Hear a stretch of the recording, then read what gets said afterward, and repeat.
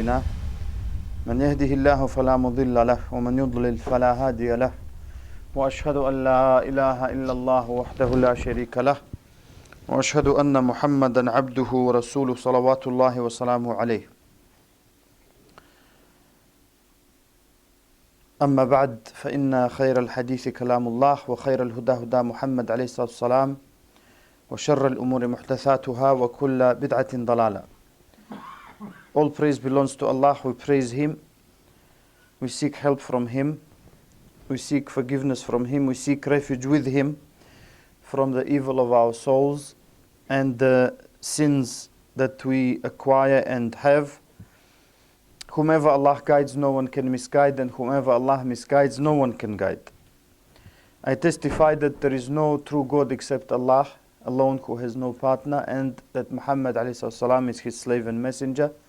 Indeed, the best speech is the speech of Allah, and the best guidance is the guidance of Muhammad ﷺ. And the worst things are muhdathat, the new things in the religion, and every bid'ah is dalala, every innovation leads astray. Assalamu alaikum wa rahmatullahi wa barakatuh. It's very nice to be with you here today, and apologies for changing the day because of unforeseen circumstances. The wedding season is upon us, so some weddings happen on Sundays and some of them are unavoidable. So unfortunately, or maybe fortunately for everyone, we were able to change it to Saturday. Alhamdulillah, today we are going to discuss one of the great Sahaba, Talhah bin Ubaidullah. May Allah be pleased with him, radiallahu anhu. But before that, I just wanted to say a couple of things. First of all, the khutbah that I say every single time, or the start, or the address, or the introduction that I say is a part of a hadith. Some of them are one hadith, some of them separate hadith, which the Prophet ﷺ used to say whenever the people would gather. And those gatherings would be on different occasions. Sometimes they would be for weddings. Sometimes they would be for khutbah, on Fridays for the sermon. Sometimes they would be just gathered because they found each other in the masjid. And that's why the ulama called this khutbah, this introduction, or this beginning of a speech, they called it khutbat al-haja. And haja, as you probably, many of you know, means a need or occasion. Whenever you need to start a speech, it is good to say, because this khutbah contains many important usul of our religion. That the best speech is the speech of Allah. That the best guidance is the guidance of Muhammad ﷺ. And these great Sahaba radiallahu anhum, they were the best of the Muslims after the Prophet ﷺ. And yet he used to remind them these things every time he had the chance. So we shouldn't also get tired of being reminded of this. If some ulama say it all the time, some scholars, and some students of knowledge, they say it often, because it's better to start a lecture or a gathering with something the Prophet ﷺ started with. The second thing I wanted to say is about standing close in salah, and we should be in the middle in that. And meaning not too close so that we harm our brothers or sisters, in the case of sisters with each other, and that we are not too far apart. Because the Prophet ﷺ said, "Man wasala saffan wasalahu Allah, wa man qata'a saffan qata'ahu Allah." And that actually is dua for those people who connect the rows, meaning they don't leave gaps, and dua against supplication against someone who leaves gaps, that Allah may cut him because he cuts the row. And that's very severe. And that's why whatever the Prophet ﷺ made important, we should feel important about it. Whatever the Prophet ﷺ considered insignificant and not important, we should feel the same way. Before, I mentioned on one occasion, when I was here in this masjid, that the way we should try and do the rows is very important, because sometimes in some masajid, in some mosques, we see the people starting the row from both sides even. and they're not connected. So for example, you have on the right side, on the left side, you have a number of people, and in the middle it's empty. And of course that's not correct. Why? Because when the Imam starts the Salah, the way we build behind him is exactly the same way we should do with other rows. So we don't go behind the Imam and leave a massive gap behind him. We normally try, and that's how it was done by the Sunnah and the Sahaba, and the Prophet ﷺ taught them. If there are two people and the third is the Imam, he stands in front of them. We have some ahadith when Ibn Mas'ud, he used to put radiallahu anhu people on either of his side. But this is one of those things the ulama said that Ibn Mas'ud was known for. He was known for some strange opinions. One of them was that قُلْ أَعُوذُ بِرَبِّ الْفَلَقِ قُلْ أَعُوذُ بِرَبِّ النَّاسِ is not from the Quran.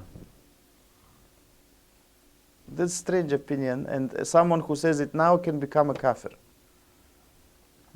And some ulama like Ibn Kathir, they said that Ibn Mas'ud actually retracted it or something. But in any case, Ibn Mas'ud was known for that, for some opinions that were not correct. So one of them was, he prayed with some of his students, and they were surprised themselves. They came to his house, and he put them on either side, one, and he did salah. So that is not correct, because the sunnah is to put two people, if we have three, to put them behind the Imam, and that's how we do the same. It's slightly different for the sisters. So for the sisters, what Ibn Mas'ud did is correct. So if we have only women, and they pray with themselves, there are no men, the imama, if it's okay to say, I've never said it before, the lady who is imam, that's only for women, by the way, so in case someone gets some strange ideas. Because unfortunately we hear some people, they have a woman khatib even, doing khutbah in Jum'ah, and brothers sitting and having some strange things.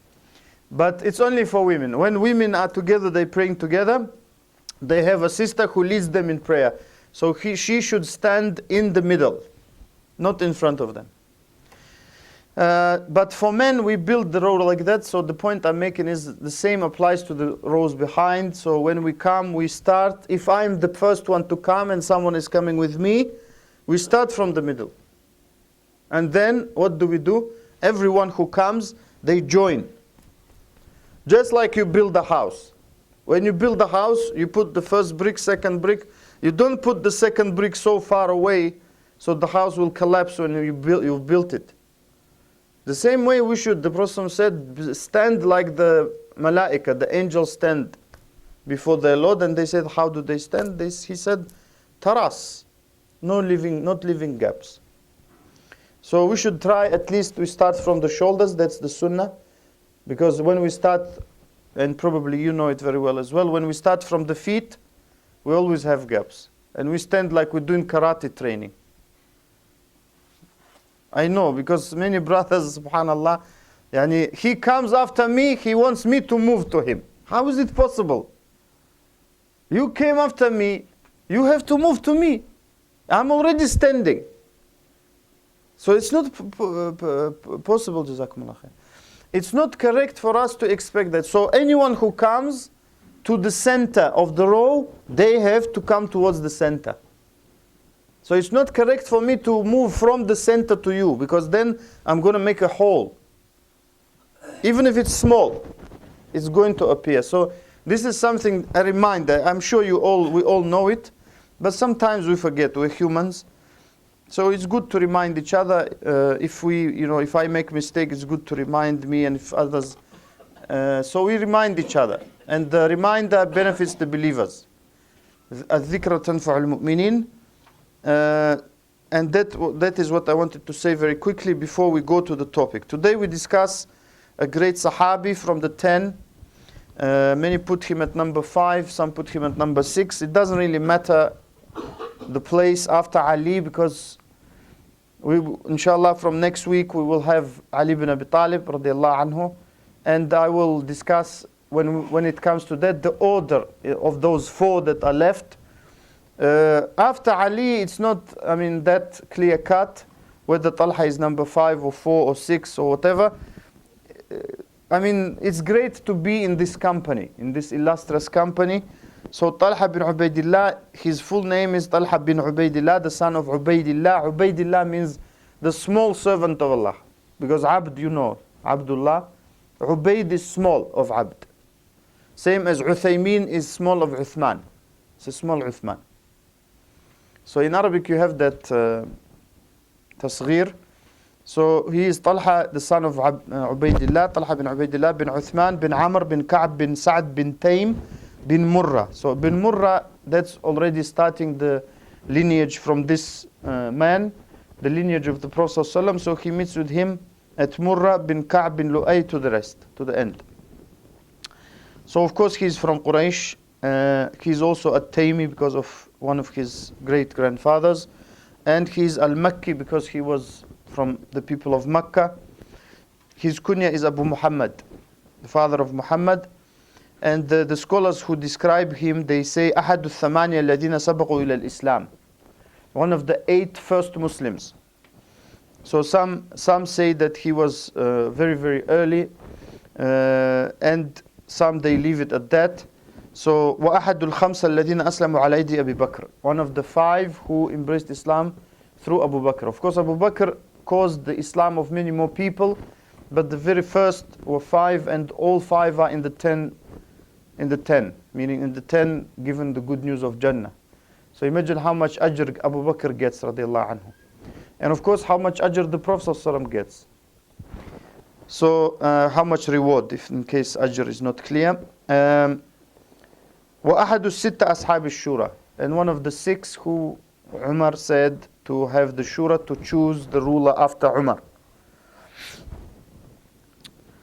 كان ممن سبق إلى الإسلام, one of the first to embrace Islam. وأوذي في الله, and he was harmed for that, for the sake of Allah. ثم هاجر, then he did hijrah. And when the Prophet ﷺ moved to Medina, and of course the Ghazwat Badr al-Kubra, the major battle of Badr, because there was Ghazwat Badr, the first was small. You can say, you can't even call it a battle, it was some skirmish or something. When Ghazwat Badr, the battle of Badr happened in the year 2 after Hijrah, it happened that he was, some said, trading in Sham. Sham at the time was Christian. And of course, Ash-Sham, for those maybe who didn't attend the previous classes or you don't know what Sham is, Ash-Sham is a general area which is now divided into 4 territories. They are Lebanon, Jordan, Syria, and Palestine. So that's Ash-Sham in Arabic. So whenever someone says Ash-Sham, in Hadith, Sham of course mentioned. Some of us, we want our country to be mentioned, but it's not mentioned in every hadith or in any hadith. And some of our countries are mentioned with bad ways, in bad ways. So we hope that whatever country we are from, whatever territory we are from, inshallah, we try to be good. So Ash-Sham mentioned in many hadith. Ash-Sham, because it's a good place to live, and after especially it became in the hands of the Muslims. So he couldn't attend the Ghazwa of Badr. Some ulama said because of that, because he was doing trade in Ash-Sham. And some said because he was sent with Zayd bin Amr, Sa'id bin Zayd bin Amr bin Nufail, by the Prophet ﷺ to find out information about the caravan of the Quraysh, which they wanted to ambush. And of course he bitterly regretted it. And also it shows that it's permissible for Muslims with conditions attached to do trade in countries that are not Muslim. Some of those conditions are that they do not have any fitna for their religion. They're not going to expose themselves to fitna in their religion to the extent that they may fall into haram. and they have sufficient knowledge to protect themselves from the haram that they will find there, because that's haram, every non-Muslim country. That's why I'm shocked when brothers, when you go somewhere, and this is something I have mentioned many times in many lectures, when you go to some Muslim country that is not ideal, meaning that it has some things to improve, they say, A'udhu Billah, that country is so bad. And he is sitting in a non-Muslim country. As if this is a very nice Muslim country. An exemplary, mashallah. Everyone prays and everyone wears hijab and everyone. It's shocking. When they say that, someone said to me, that's balad fisq for some city. Balad fisq in Arabic means it's like sin city or something, or fisq, it's full of haram and full of this. So I said, Yakhi, it's better than here. For that city, the Muslim country. So he said, in what way? I said, in every way. Whatever way you think is better. So we should know that we should try and be with the Muslims if we can. If we can. And that's how the Sahaba radiallahu anhum used to do. And we will see that, because they had a lot of fitna in that time, especially after the death of the Prophet ﷺ. Because the Prophet ﷺ was the Prophet, and he was the leader, and they used to go back to him, and they didn't used to argue with him, alayhi salam. So that was a very calm and very stabilizing influence on everyone. After the death of the Prophet ﷺ, some bad people started making problems. So problems occurred, as we will mention inshallah, in the time of Abu Bakr, the time of Umar, time of Uthman, Ali, and so on. So it was a lot of fitna going on, but they did not forsake the Muslim lands, the Muslim countries, and go and live with non-Muslims. So if someone thinks that because there is a problem in a Muslim country, you should go and live somewhere else, that is not correct. Unless your religion or life is threatened, and you run for that for a period of time, then you come back. So that we should try and have in our intentions to try. Some brothers say we do da'wah here. Believe me, here does da'wah to us. And those who say we do da'wah here, most of them, they don't do any da'wah. They're watching 6 o'clock news. That's their da'wah. So we should try have that in mind. I'm not saying that everyone should do hijrah. No, that's not possible. But we should try and have it in mind that we should aspire to stay with the Muslims. Even, ikhwan, we all know, in Muslim countries, when you have a Eid, it feels like Eid. If you haven't ever tried, please go and try one Eid. Go and try Ramadan in any worst Muslim country.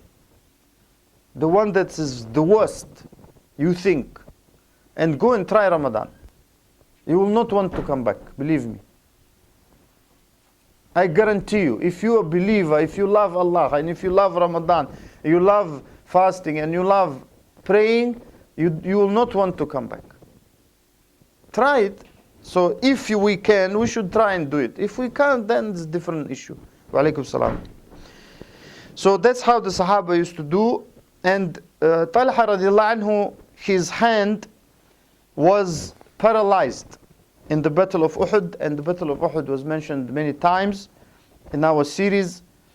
It took place in the year 3 after Hijrah, and it's called Battle of Uhud, as probably many of you remember, because of the mountain that is in Medina, near Medina, on the outskirts of Medina, which is Uhud, mountain of Uhud. And he was protecting the Prophet ﷺ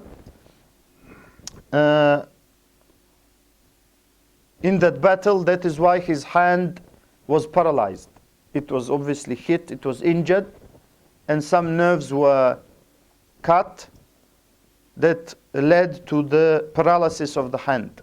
So he couldn't really have control of his hand. Some of his fingers were cut off on that day.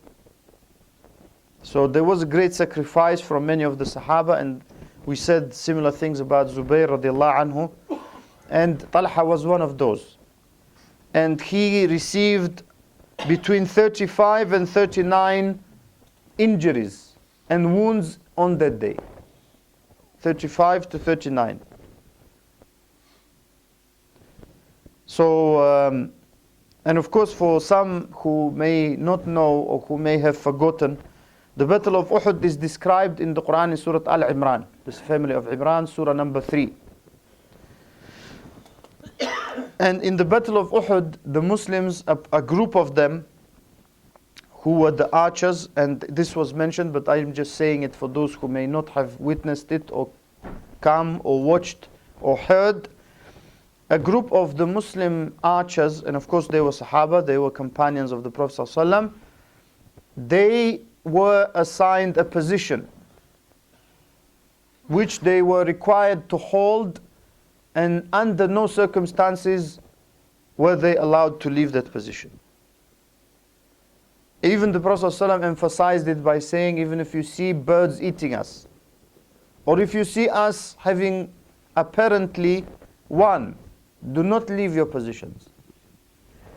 A group of them, a group of the archers, a large group of them, when they saw the Muslims defeating the enemy, they said, that's it, we've won, and now we can go. So some of them said, remember the Prophet said not to leave until he tells us. And they said, what to leave? There's nothing, we won, and things like that. So they did, and of course, at the time, Khalid ibn al-Walid radiallahu anhu was not a Muslim, but he could fight still then.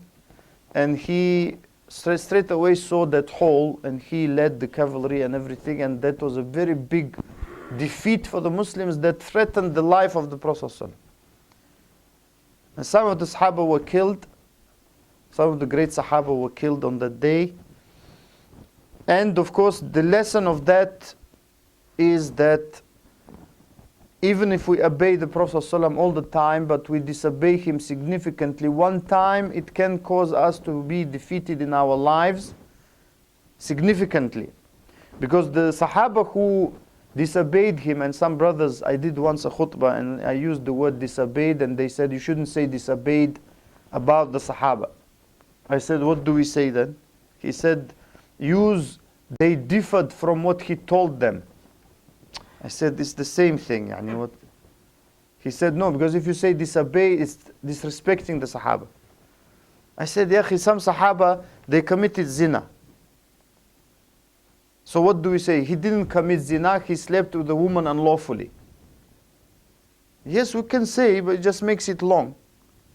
And Allah also used in Surah Al-Imran, وَعَصَيْتُمْ, addressing a group of Sahaba, and you disobeyed. يُعَصَيْتُمْ مِنْ بَعْدِ مَا أَرَاكُمْ مَا تُحِبُّونَ, after he showed you what you love. So it's not disrespectful to the Sahaba, because Sahaba, they don't need me to say how great they are, because Allah subhanahu wa ta'ala said it, and many ulama used it. And disobey, meaning, yes, they didn't fulfill what the Prophet told them to do. Just saying in one word. So they, the Sahaba radiallahu anhum, who disobeyed the Prophet ﷺ in that particular position, and on that day, they obeyed him all the time before, and Allah said he forgave them, and they kept obeying later. But on that particular day, the Prophet was injured, and just for once, they disobeyed, and that caused a great problem. So the point I'm making is, if we disobey the Prophet ﷺ most of the time, like now the majority of Muslims, what do you think? 99% Muslims, or 90 or 80, they constantly obey the Prophet ﷺ, or they disobey mostly? They disobey mostly. Naam? So if we disobey mostly the Prophet ﷺ, then suddenly one day we feel nice. We want to obey. Alhamdulillah, today Iman is high. Let me do some sunnah. Then we say, oh Allah, because I did one sunnah, help me. How is it possible? When the Sahaba, Allah is telling us, because of those things, they got defeated. Yawma Hunayn, Allah also said in the Quran, يوم حنين إذا أعجبتكم كثرتكم فلم تغن عنكم شيئا. The day of Hunayn, they were twice the Prophet fought. First time, they said, oh, we are so many. No one will defeat us now. They connected the victory to what? Numbers, not to Allah. So Allah said, and on the day of Hunayn, when your multitude impressed you, and it didn't help you at all. So Allah is teaching us, if we want to learn, we have to learn that we have to connect with Allah subhanahu wa ta'ala. So for that, we need to obey the Prophet ﷺ full time. And it's better for us, wallahi ikhwan. If we obey the Prophet ﷺ full time, it doesn't mean any restriction. Some people understand the Sunnah and religion of Islam as, A'udhu Billah, so many restrictions. You have to do all of that. It's like saying, A'udhu Billah, you have to wash in the morning. Just go, what do you need to wash?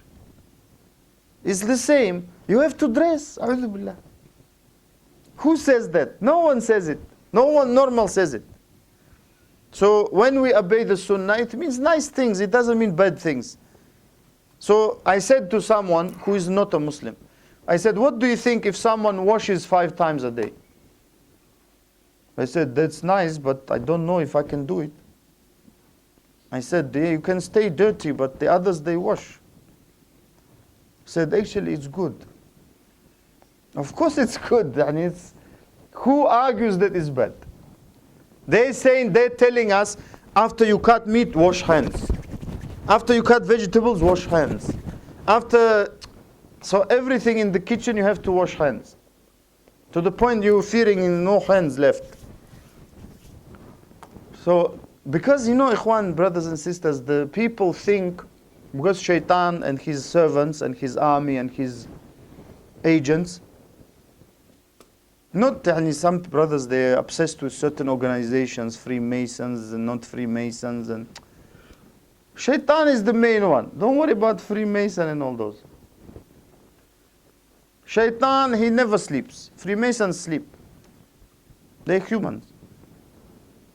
Shaitan doesn't sleep, he's full-time working.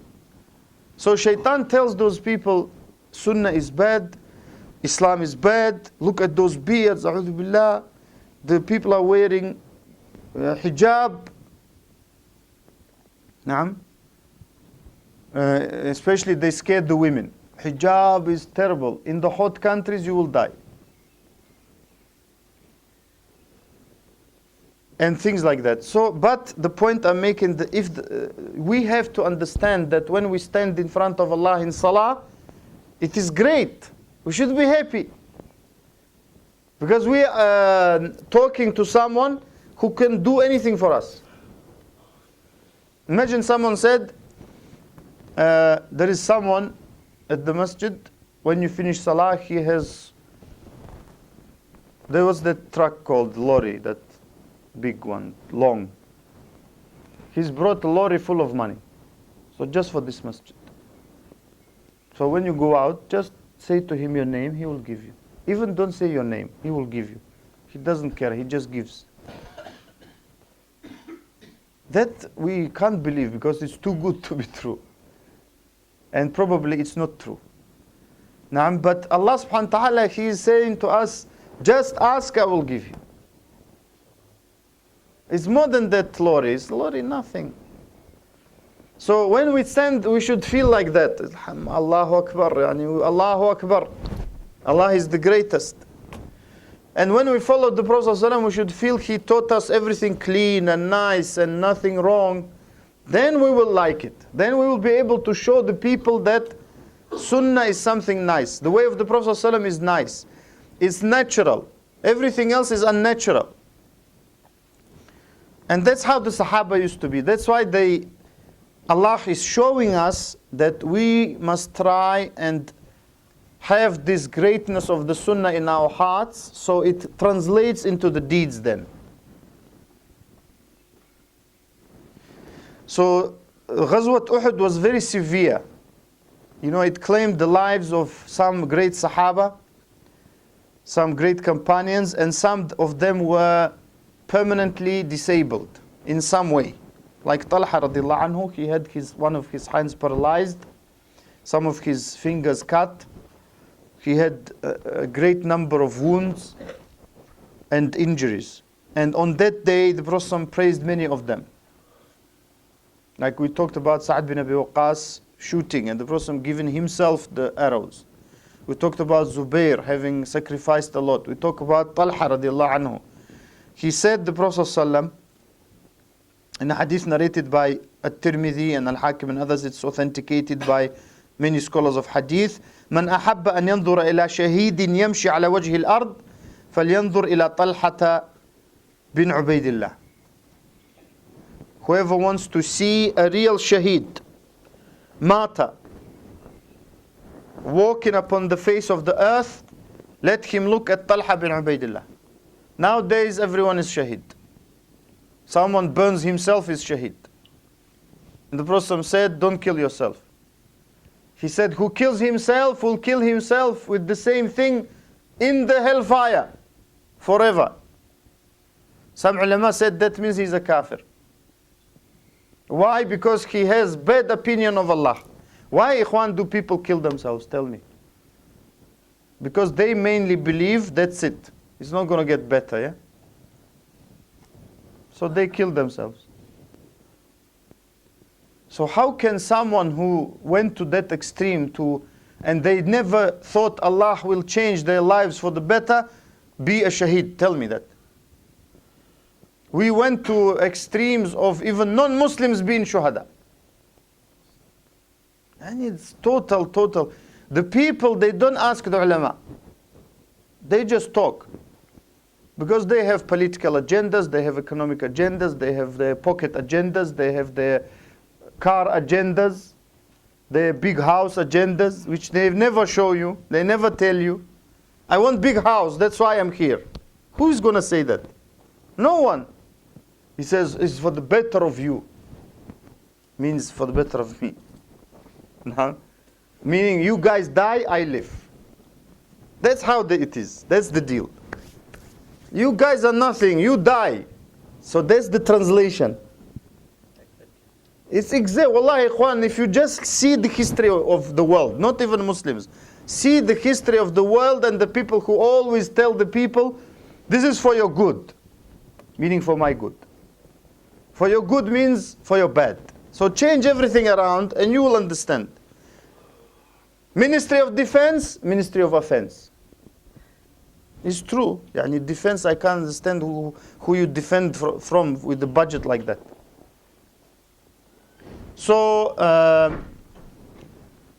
Minister for Economic Development means the other way around.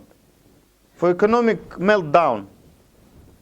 Then you understand, mashallah, you don't have a problem, just change it. Now, so when people come and say, this is nice, you should go and demonstrate because we want freedom for you guys. You say, you demonstrate, we watch.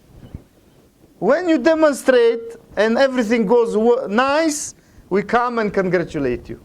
Allahu Akbar, just like they do.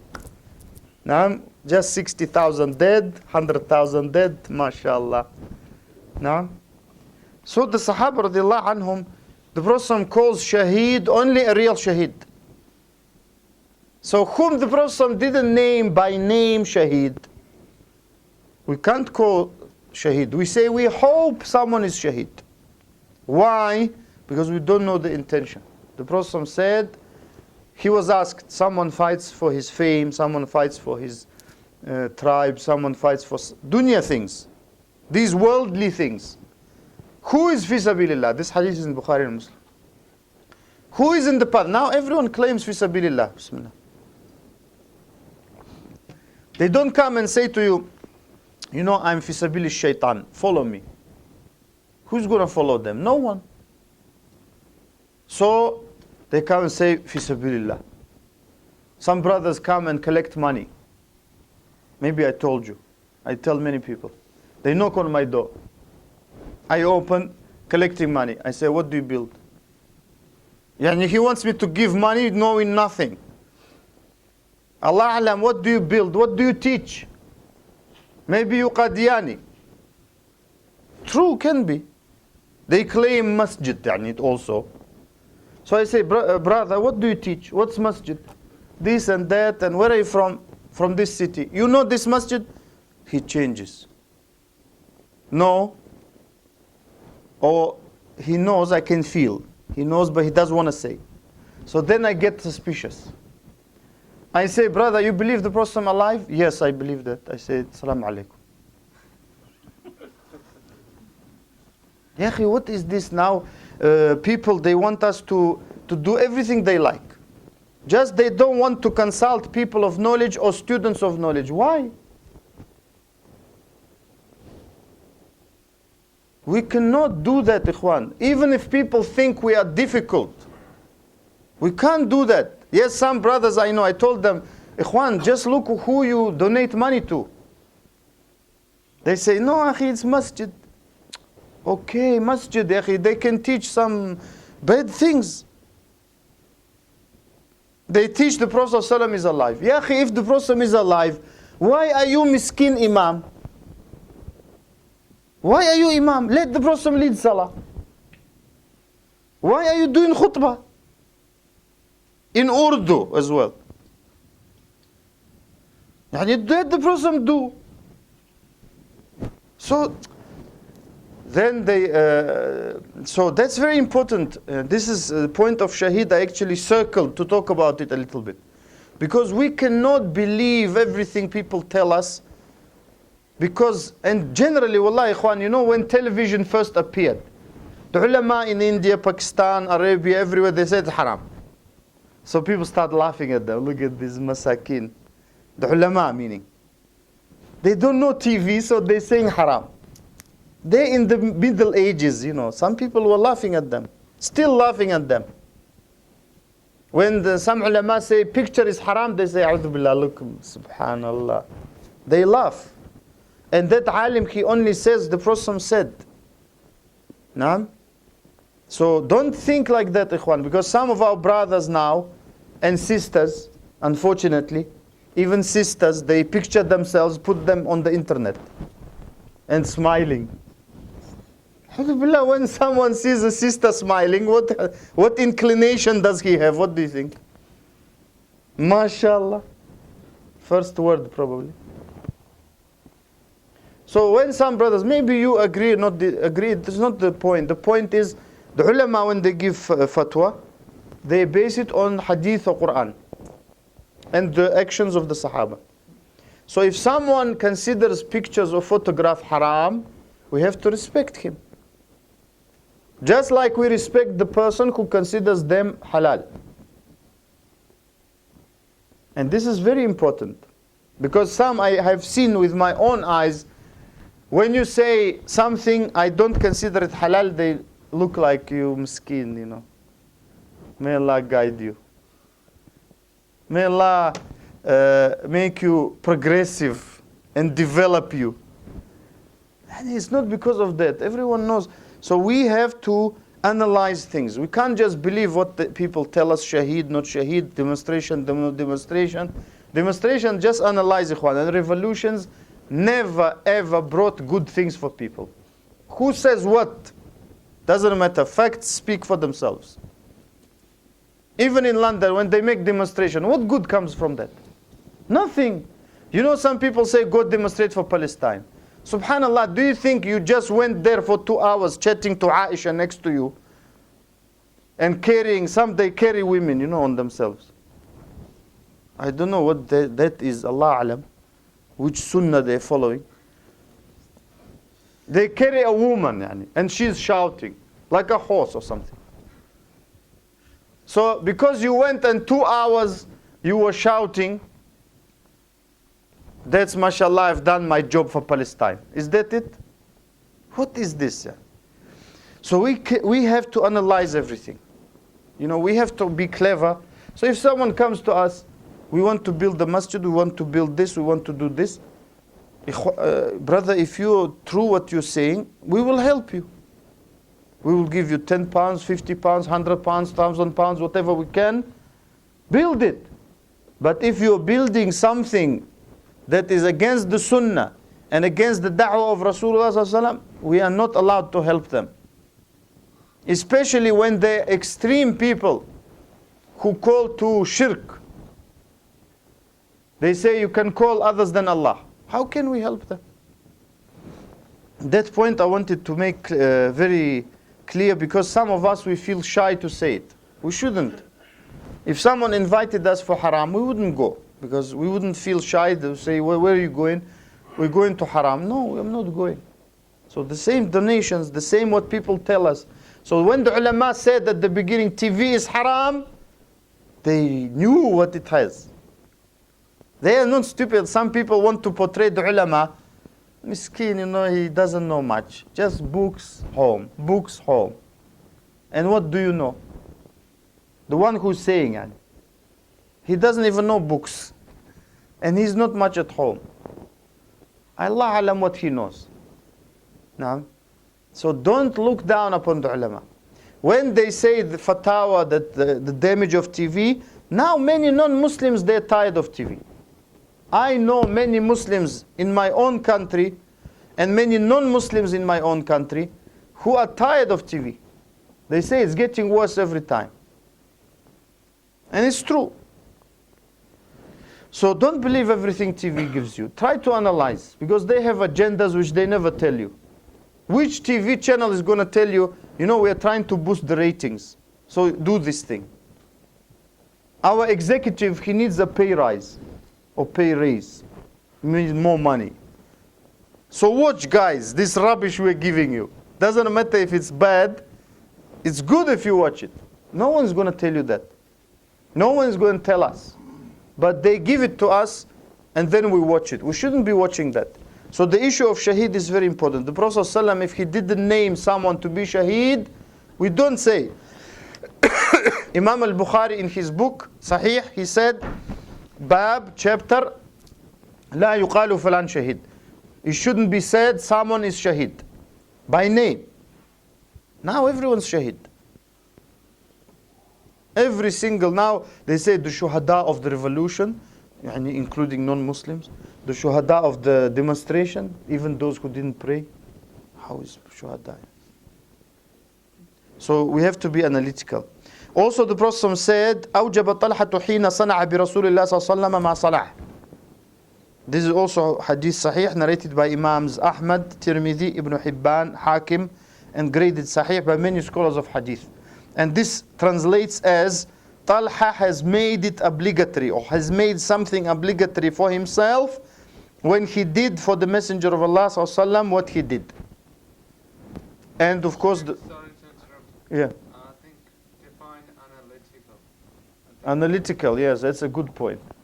Analytical basically means not to accept everything, or anything rather even, except until you have analyzed it. And you have looked at it critically, especially when the television or the mass media, who are known for their bias, especially against Muslims, they give us certain things, certain information. We should try and analyze it. We should try and, if we don't know, we should try and ask someone. And of course, the media, they give us a lot of negative, or even I would even go as far as to say nothing positive about the Muslims. The Arabs, they do this bad. And many Muslims, unfortunately, they follow them. So when our Arab brothers, Pakistani, Indian brothers, Bengali brothers, all other brothers and sisters, they do good things, they don't mention it. I even suggested, half serious, half joke, to someone. I said we should open GNC. He said, what's GNC? I said, Good News Channel. He said, what are you going to say? I said, all the good news. And whenever you watch news, it's just bad. Someone's been killed, someone's been robbed, someone's been raped, as if I'm in the police station. Why do I need to know all that? Someone's been killed, okay, it's sad, but why do I need to know that? Someone's been arrested. Okay, alhamdulillah, I'm not police. But there is a good news. They say after half an hour there is good news. A cat has been saved. Who cares? Does anyone ask? There was a miraculous escape for a cat. When I watch the news, I become ill, subhanAllah. I say there is Muslims dying and cat being saved. MashaAllah, Allahu Akbar. We should all be happy. A cat in Britain is saved. That's very important. You need to send a reporter, don't forget, to interview the cat's owner. Yes, it went up and down and stuff, and ridiculous. Then they interviewed the sports people. Now sports, 15 minutes we're talking about sports. Test match, a'udhu billah. Because I know some of you may be watching test matches. I think it's called test match because it tests your patience. 5 days glued to the TV, a'udhu billah. One guy, I went in Leicester, he was doing my hair. He was watching, I said, something's going to be on my hair now. He was watching the cricket. Like this. So we watch these things, we don't even think about it. So sport, they interviewed the sport. Yes, they were attacking, we were defending. It was very hard match. But finally we won. That's it. What else are you going to say? Tell me. The guys who got defeated, they say it was all credit to them and all that. And I can give you all the interviews without talking to them. Any waste of time, fill our brains with fluff. And then the people are running. I went into a shop and it said, support your national heroes. I said, who are they? They're the cricket players. I said, A'udhu Billah. National heroes. What did they do? Threw a ball. This is ridiculous, ikhwan. The other guy, don't get me wrong, maybe I don't understand these games, but so many people standing. 2 guys running. So where is the hero, yani? I don't get it. So the people are programming us to just be in cricket, football, basketball, all the other balls, but not think about important things. After Salah, I hear in the masjid, the young boys, and we won, and you lost. And they're talking about football teams. Meaning they consider themselves Manchester United. Some people say, don't talk about these things in the masjid. I said, where can we talk? Where? In Asda? Where can we gather the youth and we can talk about this? We in the masjid, and you have to talk about it. Manchester United against someone else, and it's us against you, and you did that, and we did. I said, brothers, what are you saying? You are not them. And you are not them. Red devils, mashallah. I'm a devil. Allahu Akbar. I don't know if you have some Manchester United supporters, maybe. Someone looking somewhere. In Egypt, the national team is called the Fir'auns. Wallahi, ikhwan, I'm not joking. In Arabic, it's called al-Fara'ina, the pharaohs, and they're proud. Allah cursed them, a'udhu billah. They used to be idol worshippers. And you proud to be a Fir'aun? Since when? So, we have to, this issue of Shaheed, I'm talking broadly, an issue of an analysis and everything, because the TV is filling our heads with fluff. Nothing serious. Nothing proper. They show the women how to undress, not how to dress. They say, we'll show you how to dress nice, then they undress. Yeah, you promised us to dress. Then they undress. And strangely, wallahi, every time I go outside, I notice, men always are more dressed than women. Why? Even when the women wear shorts, I don't want to describe them. When men wear shorts, it's nice, at least to the knees. Women, a'udhu billah, it's not shorts, it's something ridiculous. So is that what we want to watch? And not analyze. Give us and them and Manchester United, national heroes, Pakistan, Sri Lanka. I said to one brother, who do you support? He said, India. I said, all the mushriks? He said, I never thought about it. I said, of course, because they're Indians and you're Indian, but just it happens you're a Muslim. Most of the Indian team are not Muslims and they worship idols. In Islam, it's the greatest sin. I said, when Australia play India, who do you support? He said, of course, India. I said, you should support Australia. He said, A'udhu Billah, why? I said, they Ahlul Kitab. He said, yeah, I never thought about that. But they're nasty, he said. I said, well, I don't know about that, but... So these things, people never think. And we expect Allah to help us. When we waste 5 days on a cricket match, A'udhu Billah. Who invented a sport like that? 5 days. Inna lillahi wa inna. I couldn't believe when someone told me first time. I said, this is not a sport, ikhwan. 1 week you're playing.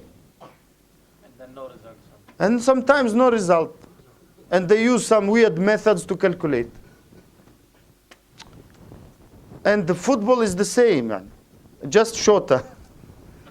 But some brothers, they have fitna penalties. Oh, Allahu Akbar, Salah. I wish Salah was a bit later because I could watch the penalty.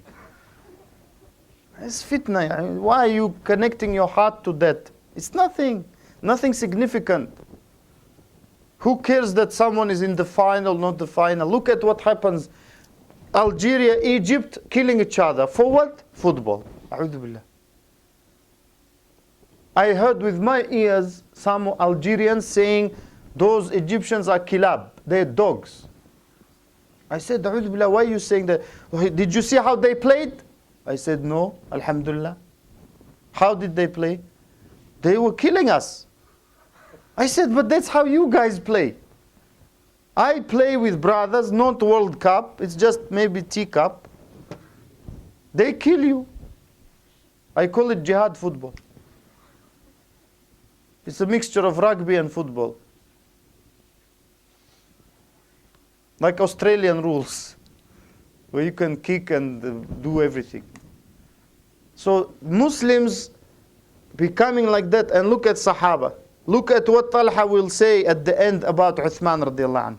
So the Prophet said, Talha, by his actions on the day of Uhud, made it obligatory. Jannah obligatory. What else obligatory? Jannah. And another thing, he praised him tremendously. When the Prophet said about him, this man, Talha, هذا ممن قضى نحبه. Allah praised those in the Quran, the Sahaba, some of the Sahaba, he said, or the Sahaba generally, from them are those who have fulfilled their nahb. Some ulama said nahb means their vow. Some said their death, they have met their death. Some said their agreement, meaning to protect the Prophet ﷺ till the death or until victorious. So the Prophet said, Talha is one of them. Talha is one of them. And this hadith is Hasan, good hadith, as classified by many ulama. Another feature of the character of these great people is how they think of each other always. Especially after they have become to know someone well. And some of the tabi'een narrated that a man came to Talha and he said, because don't forget, ikhwan, there are people who have good intentions but bad actions. He wants to do good, but he may tell you in a very rough way something. And there are those who have good actions, but their intention is not very nice. طيب? So who is the best? Who has both correct. His intention is good, his way is good. So a man came and said to Talha radiallahu anhu, this Yemeni man, meaning Abu Hurairah, because Abu Hurairah from Yemen, he knows more hadith than you. We hear some things, نسمع منه أشياء لا نسمع منكم. We hear some things from him, we don't hear from you people. So what did Talha say? Look, because you don't know, is this person good or bad? It can be good, it can be bad. So if you criticize Abu Hurairah, he's going to run to Abu Hurairah and say, what Talha said about you? Like many people do. That brother, we were sitting and he said about you. Then you get upset and red and blue, and you say to him, tell him this. So he goes and tells him. Then the war is starting slowly. He's going, and who started? This guy. That's why it's one of the severe sins to do that. It's one of the things that caused the punishment of the grave. A'udhu billah. The Prophet said, when he went by some grave, 2 graves. One of them, he said, used to do it. Used to do namima. Used to go between people with the intention of corrupting their relationship. That applies to husband, wife. That applies to friends. That applies to just people who know each other. So this man we don't know. And he said, Talha, he's one of the scholars. He is very wise.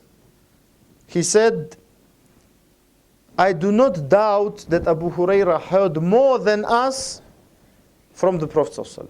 And he explained. He said, I will tell you, سأخبرك. We used to be busy with our houses, with our farms. And we used to come to the Prophet ﷺ sometimes to see him. Maybe in the morning, maybe in the afternoon, maybe in the evening. And he said Abu Hurairah was miskin. Meaning, he didn't have money or anything or property or anything. And he used to be upon the door of the Prophet ﷺ. And that's what Abu Hurairah said. And Abu Hurairah radiallahu anhu, he became Muslim in the year 7 or 8 Hijrah. So he only accompanied the Prophet ﷺ 2 or 3 years. And yet he became the narrator who no one comes not even close. 5,200 or 5,300 hadith. The closest is 2,000. It's double, and more than double. And how? Abu Hurairah said, because I used to be happy with what filled my stomach. And sometimes nothing filled his stomach. He was hungry. But he wanted to be with the Prophet ﷺ. He wanted to hear what he says. He wanted to be guided by his guidance. And that's what Talha said. He used to be on the doorstep. So the Prophet comes, he's with him. He goes inside, he's not with him. But every time he comes, he's with him. So he goes between his wives, he's going walking. Every time the Prophet ﷺ goes somewhere, he's with him. So Abu Hurairah radiallahu anhu, of course, he memorized more. And then Talha, very nicely, he said a statement, which he put it as a question. He said, وَهَلْ تَجِدُ أَحَدًا فِيهِ خَيْرٍ? Do you find anyone who has any good in him? يَقُولُ عَلَى رَسُولِ اللَّهِ صَلَّى اللَّهُ عَلَيْهِ وَسَلَّمَ مَا لَمْ يَقُلْ? Saying about the Prophet ﷺ what he didn't say. This is also defense of Abu Hurairah. And Abu Hurairah is known for being a good person. One of the ulama. So do you consider anyone who is good to say something like that? Say something about the Prophet ﷺ that he didn't say? And this is narrated in Tirmidhi and was authenticated by Tirmidhi himself and also Ibn Hajar and others. So this hadith is, or this rather narration from Talha is very important in that we should always think good of the ulama. We should always think good of, first of all, Allah. He will always correct our affairs as long as we do what He said to do. He will help us, He will rescue us, without it we can't do. We will be stressed out. And also we should have good opinion of our brothers and sisters. Even if they make mistakes. What do you expect a person to be an angel never making a mistake? It's not possible. And more than them, we should think good of our scholars, ulama. And that is why we shouldn't listen to the media, because they always say bad things about the ulama. Like I gave you some examples about pictures, about TV, about this. They say, and this is something that people unfortunately allow others, some of them munafiqs, some of them I don't doubt they're probably out of Islam, who constantly bash the scholars of Islam. And they call them names, they downgrade them, they look down upon them. When if we were to do it with any scholar in any science, we would be called extreme. So if, imagine you say, this professor, he's miskin, he needs to grow up, imagine saying that about just a miskin professor, he just يعني I don't know how long he's been there, 15, 20 years. He's now a professor. The ulama, the scholars of Islam, they sometimes they study 50, 60 years. They don't stop. And yet they allow someone to come and bash them and say bad things and say that they are mentally not normal.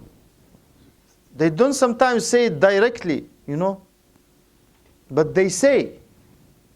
Sometimes they allow people to come and say that alim is kafir. How can you allow that? Especially those who died, rahimahumullah. So we can't think bad of the ulama. Look how he defended Abu Huraira. Even though Abu Huraira is his junior in many things.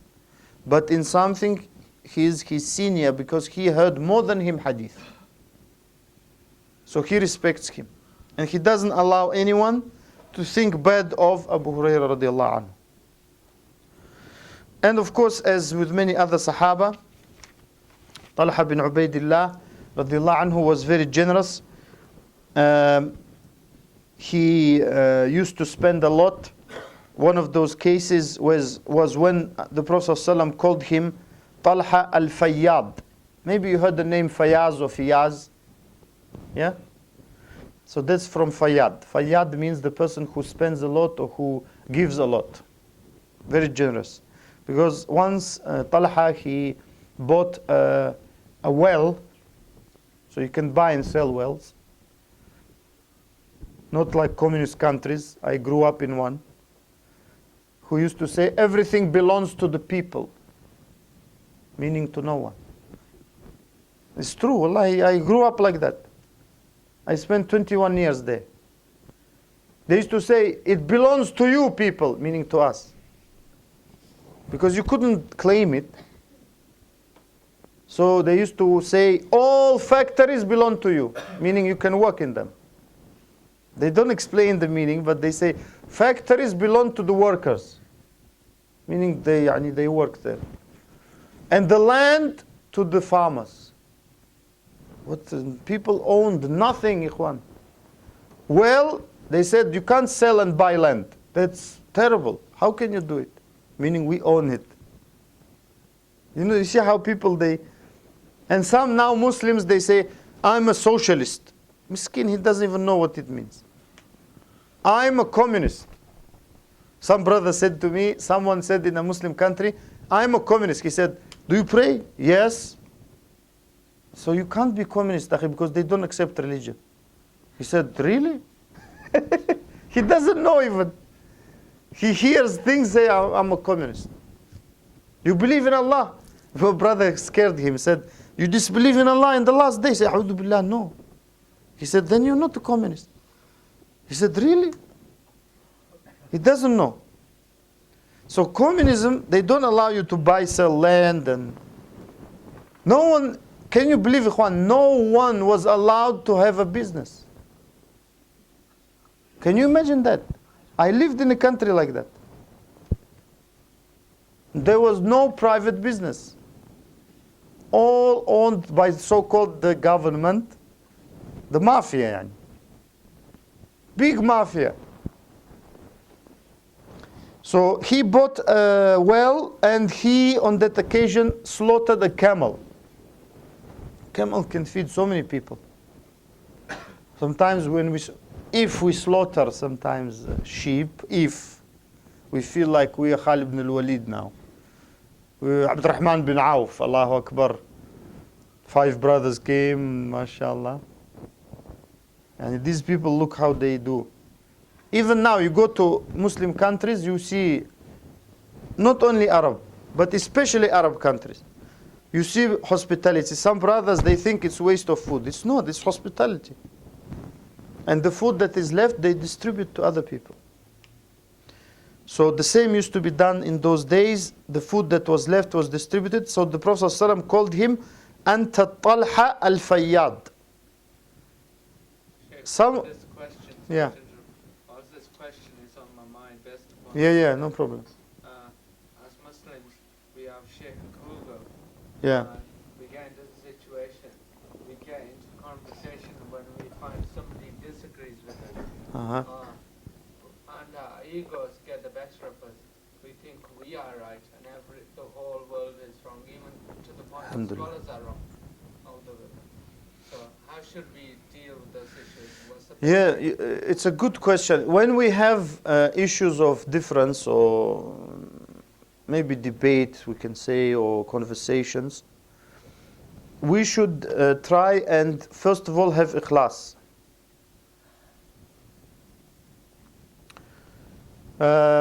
Meaning we do for Allah. And we don't care who comes with the truth. That's sign of ikhlas. Me or the other brother. That's what Imam Shafi'i rahimahullah used to say. When I debate, I don't mind, or rather even he said, I want the truth to come from my opponent, so that I can show ikhlas and follow it. So that's number one. And number two, we should try and control. This comes with training. You can't just get it. Some people have it, but it's very extremely rare. And normally, the more you fear Allah, the more Allah will help you. Because in those situations, shaitan is telling you, tell him this, he doesn't like this. Just get up and shout. You know, you can even feel yourself that shaitan is winding you up, and the other guy, there's another shaitan. Each one of us has a shaitan working full time. So we should try. We all humans, we make mistakes. We should try and do what we can. So ikhlas for the truth and follow good manners. The Prophet ﷺ called Talha on this occasion Talha al-Fayyad. Talha the generous, Talha the one who gives a lot. So someone may say there is a hadith or a number of a hadith telling us not to praise people. One of them said, the Prophet said, you cut his back, or you cut his neck, or you broke his neck, or you broke his back when someone praised someone. Another says, the Prophet told us to throw dust in the face of those who praise. So how do we reconcile? We reconcile by saying that those who praise excessively are blameworthy in any case. So whenever we meet, we say constantly exaggerations about each other. That's not correct. Secondly, even if you want to praise someone like the Prophet used to do, as we have seen with all the Sahaba we have discussed, he said nice things about them. And this, the scholars said, this is praise for someone who you don't generally fear that they will become proud of themselves, or they will avoid, they are humble enough for that not to affect them. And alhamdulillah, most of our brothers think are like that. And sisters between themselves, I don't advise sisters to praise a brother, or brother to praise a sister. But between themselves, they should apply the same things. So they can praise each other, and they should encourage each other, and say, mashallah sister, you do well. MashaAllah, brother, you did well. It doesn't cost us anything. And you know, maybe that will charge him for the next 10 years. He's been working for the past 10, 20 years. And every time you meet him, you say, Akhi, you know, that was wrong. Don't be offended. But yesterday you said this, that was very bad. And the day before, I can't remember, but some time ago, you know, one brother even came to me and said, after the khutbah, did you say this in the khutbah? He was in the khutbah. He said, did you say this in the khutbah? I said, no. He said, oh, alhamdulillah, because I thought you said it. I said, subhanallah, at least make sure I said it before you correct. So we should say good things to each other. We don't know how long we live. The same applies to husband, wife, to your children, to your parents. Say to them nice things. And to our brothers. Doesn't mean that we don't correct each other, but we should say nice things. The Prophet doing it. And by doing that, he encourages them to do good. And Talha radiallahu anhu is reported, there are many numbers, I don't want to tell you, like we said about many Sahaba. They used to spend hundreds of thousands of coins, gold and silver, on their guests, on their friends, on their relatives. Another point I want to make, we would drawing to the close and slowly, inshallah, is that when the issue of Uthman, of course the problem with Uthman arose, and we will discuss it. The reason I don't want to discuss it in detail because I want to discuss it more when we come to Uthman radiallahu anhu. But very briefly, Uthman started appointing to very key positions or important positions some of his relatives, some of the people who were related to him. And some people saw it as preferential treatment and started criticizing him for that. Talha was one of them. And he said when he went to the Battle of Jamal, and we said, it was mentioned last week that the battle of, or rather the occasion of Jamal was called like that because of the camel that was carrying Aisha. And Aisha was against Ali. And the issue was Ali and Muawiyah and the people of Sham against the people of Iraq and things like that. And the people who were demanding the avenge or the revenge of the blood of Uthman radiallahu anhu. Because the issue, look how people start by saying he appoints, and then it leads to the death of Uthman radiallahu anhu. In Dhul Hijjah on Friday, old men like Uthman reading Quran. Nothing stops them. They killed him in cold blood. So some Sahaba said, Talha, Zubayr, Aisha, they said, we have to demand to see and to punish those who killed Uthman.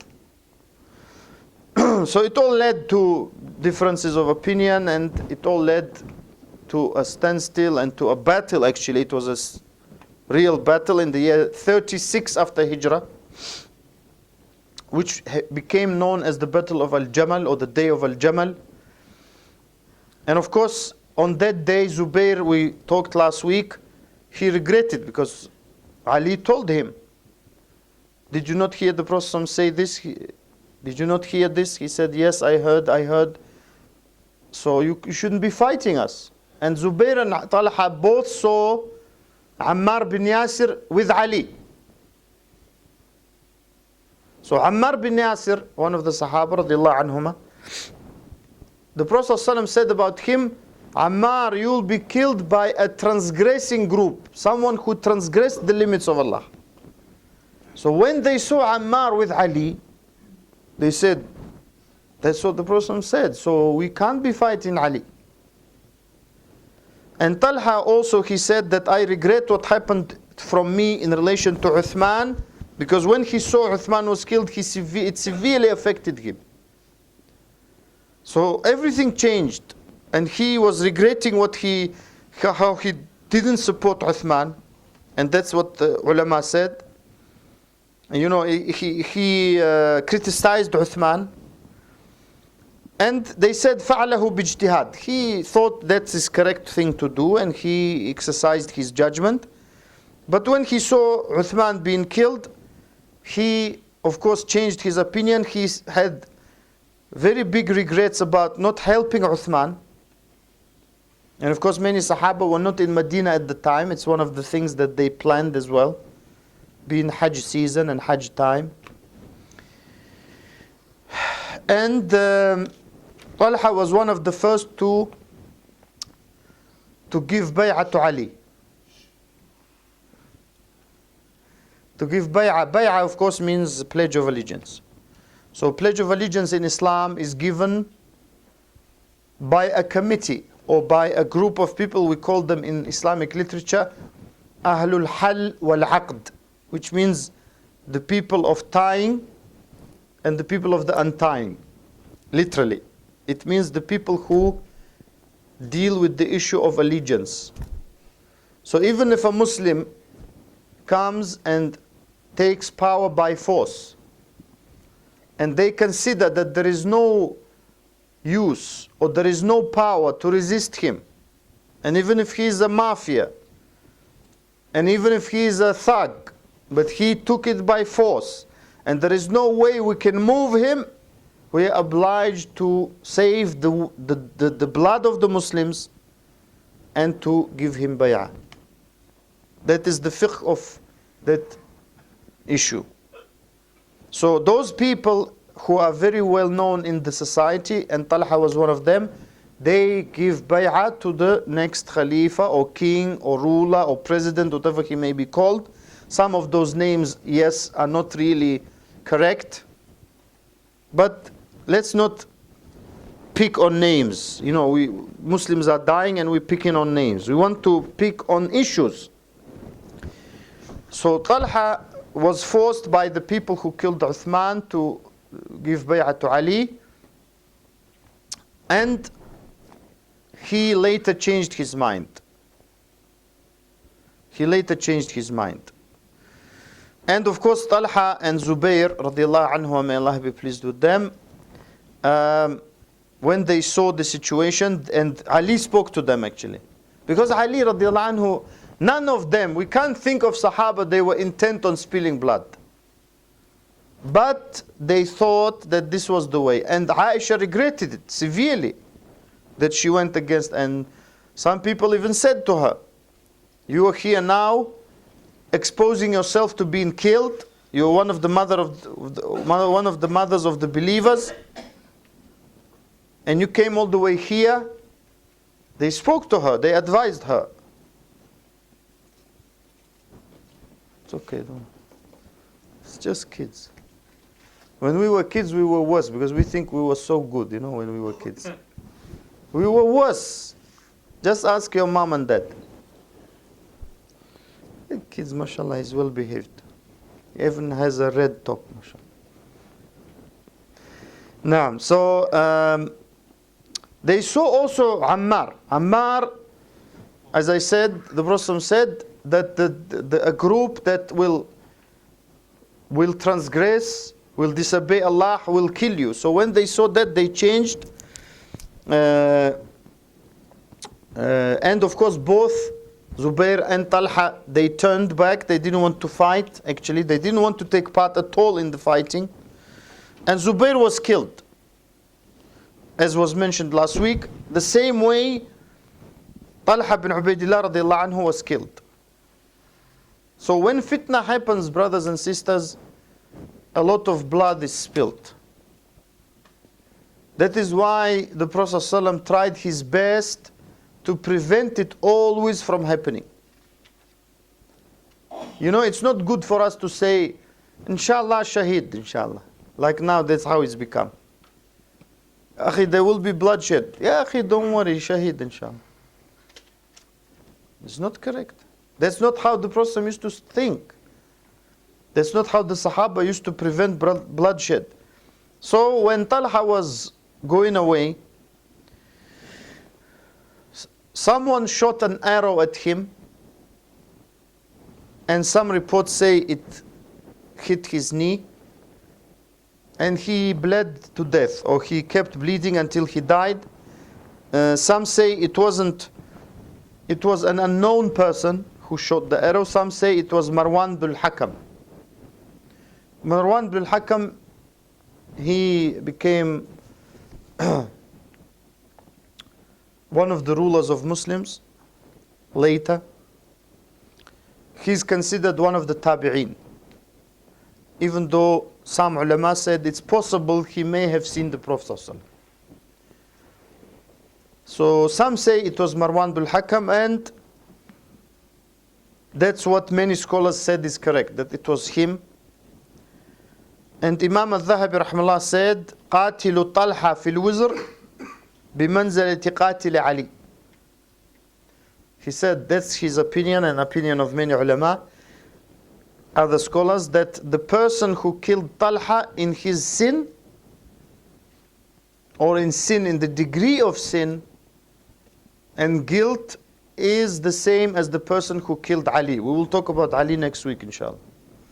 And don't be offended if the issue with Ali is a little bit longer, because Ali's biography is a little bit heavier. So that's how Talha radiallahu anhu was killed. And of course, you may notice the way Zubayr and Talha died as if they didn't want to retaliate.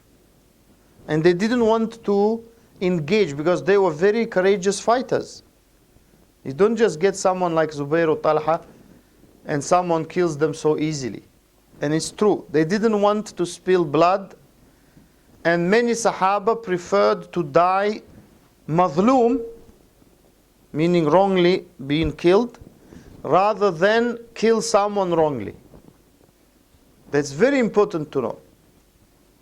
Because now we, like I said to you in the beginning, we have a lot of people who say, no problem, you will have good life, don't worry about it, let's do demonstration, revolution, whatever else, Asian. But that is going to cause problemation for us. Naam? But they say, no problem, don't worry, meaning they just sitting somewhere in London and telling you to do revolution.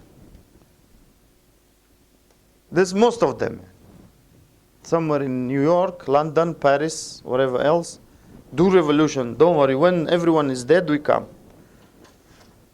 So the Sahaba radiallahu anhum, they don't want to fight because they don't want, maybe they don't know who is right and who is wrong, or even if they know who is right, they don't want to kill the wrong person. Yani the wrong person doesn't have to be killed. Why do we have to kill the wrong person? Why can't we live, we are right and he's wrong? He can live with us. So that was the stance of many, many companions, that they didn't want to wrong anyone in killing anyone. And that's how we should try and be as much as possible. So that's what we have time for today. And is that the question? Very good. If the topic of George Galloway comes up, should we talk positively about him? To be honest, I don't know what to say. Allah Alam. I think, my personal view, you don't have to agree with me. My personal view is George Galloway, whether he's Muslim or not, I've been told today that he's a Muslim. I hope so.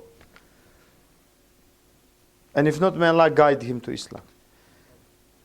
I believe George Galloway is more beneficial to not only to Muslims, don't get me wrong, but to every British person.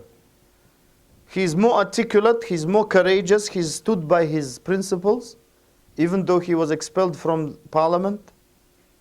So I think, my personal view, the man has shown himself to be more beneficial to the people of Britain than many people sitting in Parliament.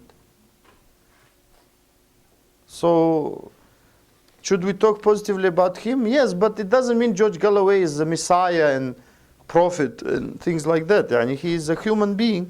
He can make mistakes. Can you be a Muslim secretly? Yes, you can be, if you're afraid that openly declaring your Islam. Jazakallah khair. Thank you very much. I was expecting this question, but it came on the 6th week. But it's good that it came.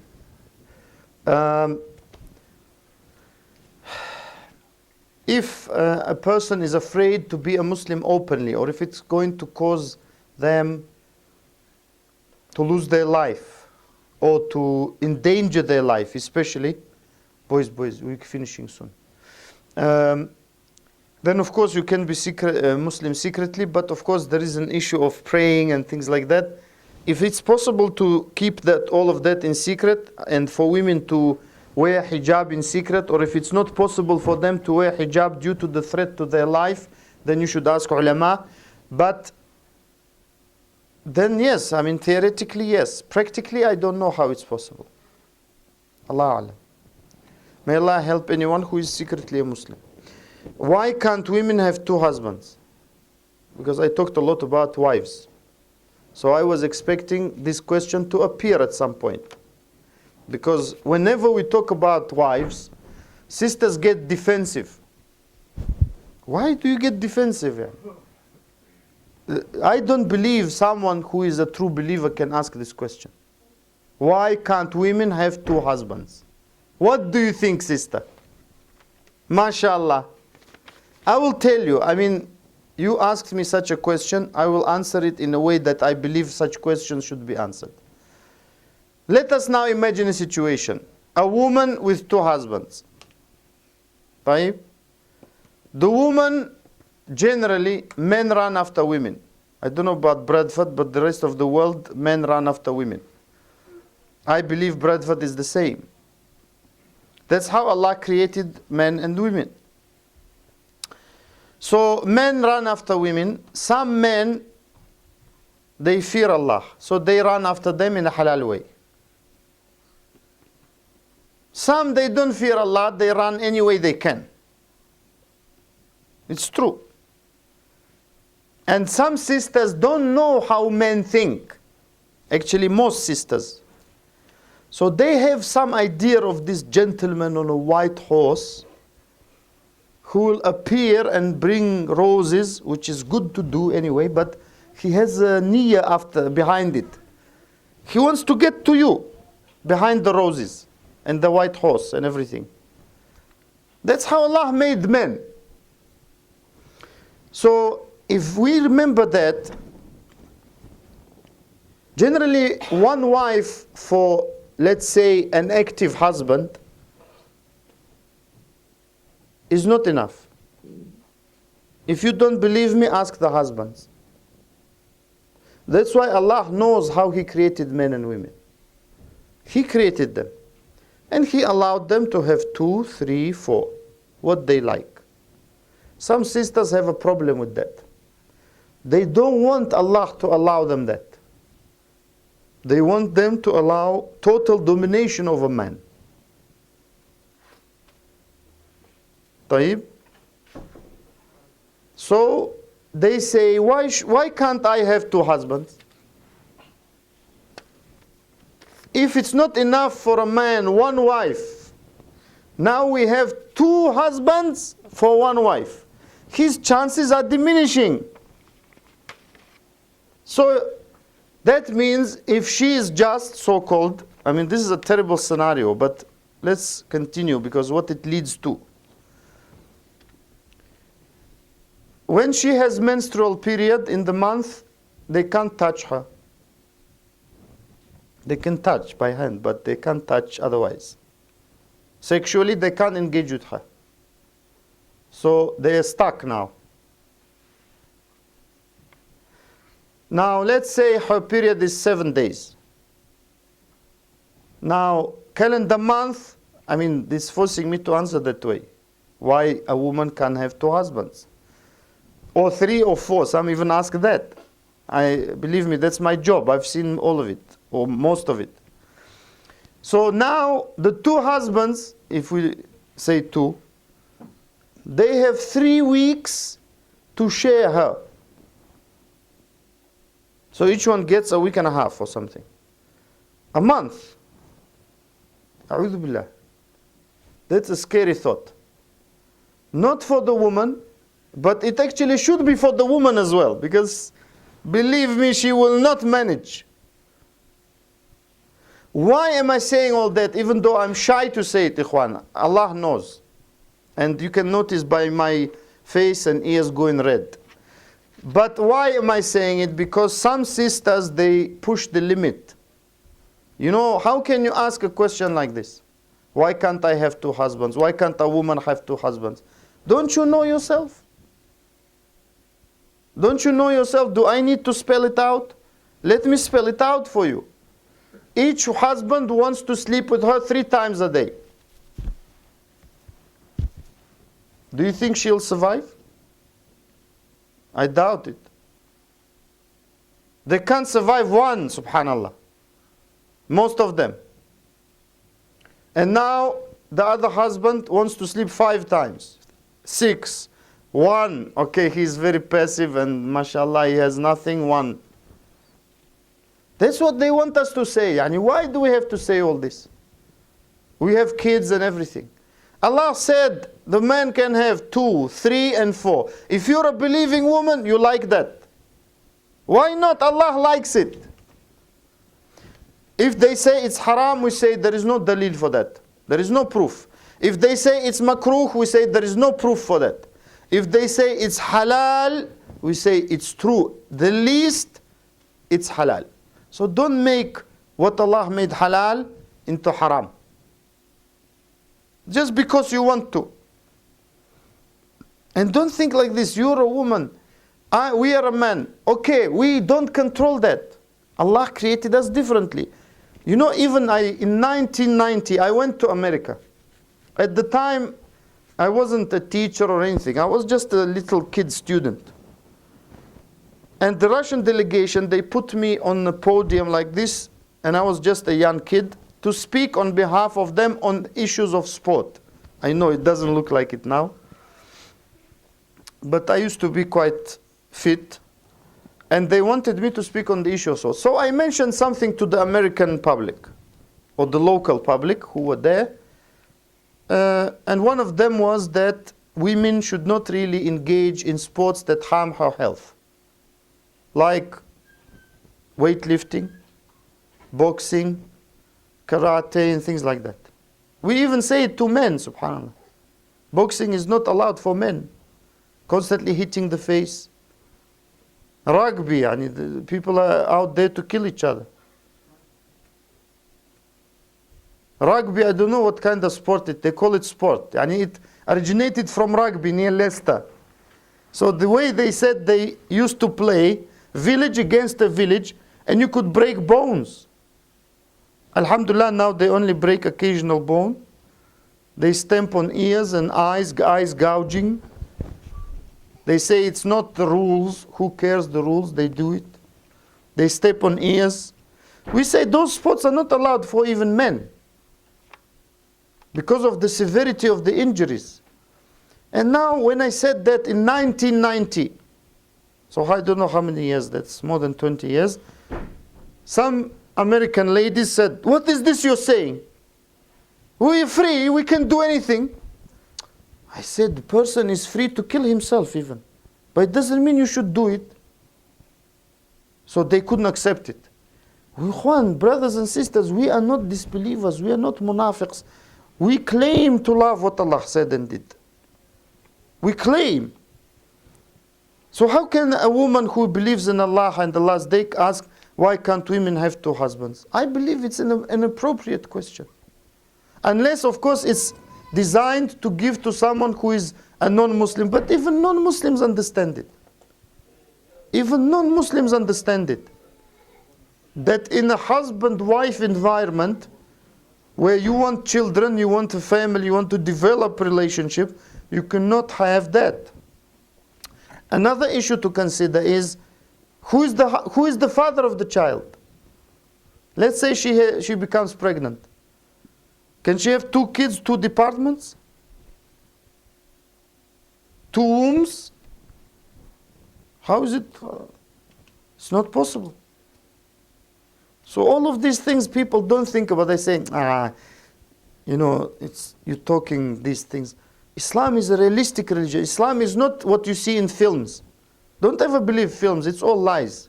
They say it's based on true stories. So why is it not true then? I can base anything on a true story. Songs. Don't ever build your life on songs. Songs are all lies. So Islam is a realistic religion. It looks at things how they are. Look how many people have girlfriends, ikhwan. They are married, they have a girlfriend. They have sometimes two girlfriends. I personally know of people who have or who had two girlfriends. And they are married. Subhanallah, and the amazing thing is for me, how can a woman not realize that 2 wives, 3 wives, 4 wives is for her protection? If someone says, how is it for her protection? The first one gets protected because the person doesn't go and sleep around, doesn't carry diseases. They want to build a family. The second, third, fourth, they get protected because they're taken care of. We have brothers, yes, and I criticize. I even told my wife. She tells me of cases when brothers get married second and third, and they say, I don't want children from you. That's not allowed. That is not allowed. It is her right to have children. So if you want to play, my dear brother, play somewhere else in the playground.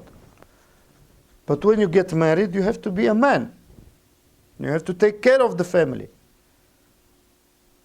So that's the answer to that question. And maybe there are some other things we can say. Salam, the previous question was from 11-year-old, no offense. None taken, but we have to clarify this. These questions come from adults even, not 11-year-olds only. Now, so adult women, they ask such questions. It's not an excuse, ikhwan, non-Muslim, because non-Muslims, they know these things. You know, you can't just, some people, they try to learn Islam to knock it. So we have to answer it, just like they ask other things about Aisha, about the Prophet ﷺ, about most of those things are answerable easily. And they're understandable easily, but some people don't want to do it. And may Allah help all of us. Wa jazakumullah khaira. You've been great hosts. One more question. Yes, please, yes. Fine.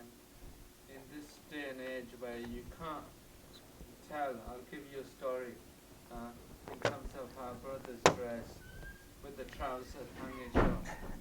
The story I'll give you, one Yeah. of the brothers, he was praying Jummah Salah.